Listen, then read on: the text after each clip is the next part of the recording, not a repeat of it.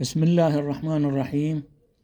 السلام عليكم أعزائي ورحمة الله وبركاته. أخواني، منذ سنوات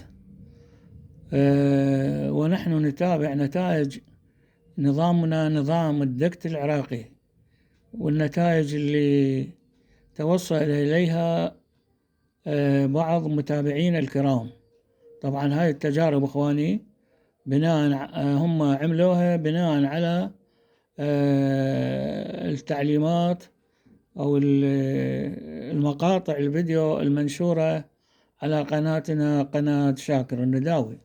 أخواني الأعزاء، عادة ما ننشر الأسماء، لأن إحنا نحافظ على الخصوصية مال الشخص، وتجنبا أو تلافيا للإحراج الذي هو قد لا يرغب بنشر اسمه.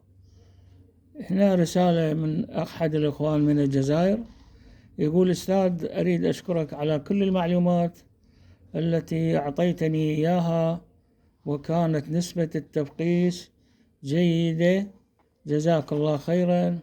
أخوكم من الجزائر، وتحية كبيرة إلى أهل العراق. وهنا تجربة ثانية أخواني، أعتقد باسم العمري من العراق، يقول: أنجع وأفضل نظام حسب تجربتي، نفس القياسات عملتها وكان نجاح باهر، ينطيني أفضل نسبة تفقيس. يقول عن تجربة يتكلم.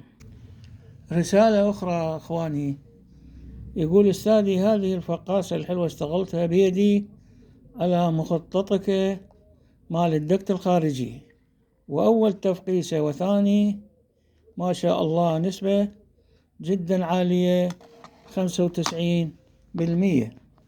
رسالة أخرى من ليبيا، يقول: كل الشكر والتقدير والاحترام إليك دكتور شاكر وإلى كل الشعب العراقي.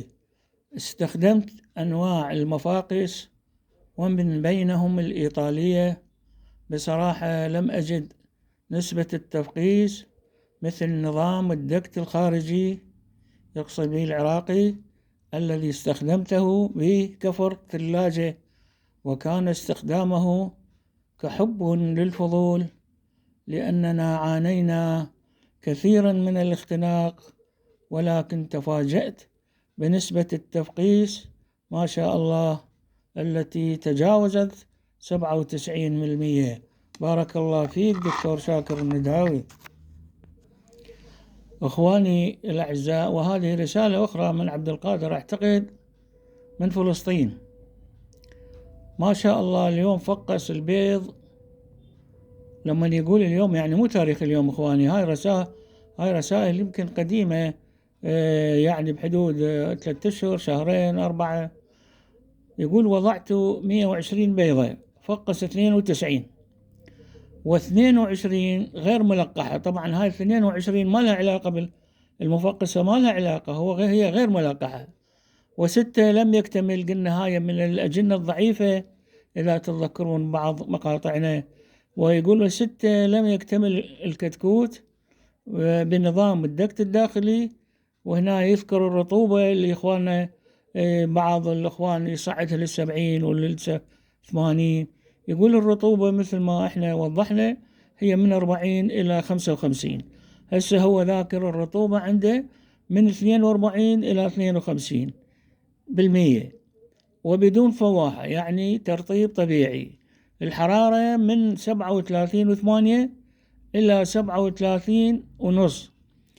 يقول: نظام روعة، لا مشاكل فيه. بارك الله فيك أستاذنا الكريم. أخواني الأعزاء، الغرض من إحنا مطمنين جدا، يعني مطمنين بنظامنا 100%. ليش؟ لأن يحاكي الجنبة العلمية، وهاي الجنبة العلمية أخواني ما ممكن واحد يجادل بيها، يعني مو عشوائية ولا يعني اجتهاد شخصي، وإنما سقطنا شكو نظريات وأنظمة في هذا المفقس نظام الدكت العراقي. والغرض من نشر الرسائل بعض متابعين الكرام هي لغرض الموثوقية من نظامنا. إحنا مجربيه، ولكن نريد نشوف بعض الإخوان يطبقون الفقرات أو البيانات بشكل صحيح. إذا طبقوا البيانات إخواني تكون النتائج جيدة جدا، ومتأكدين إحنا مطمئنين. بارك الله بكم، والموفقية لكل الإخوان، وتحياتي وتقديري للجميع.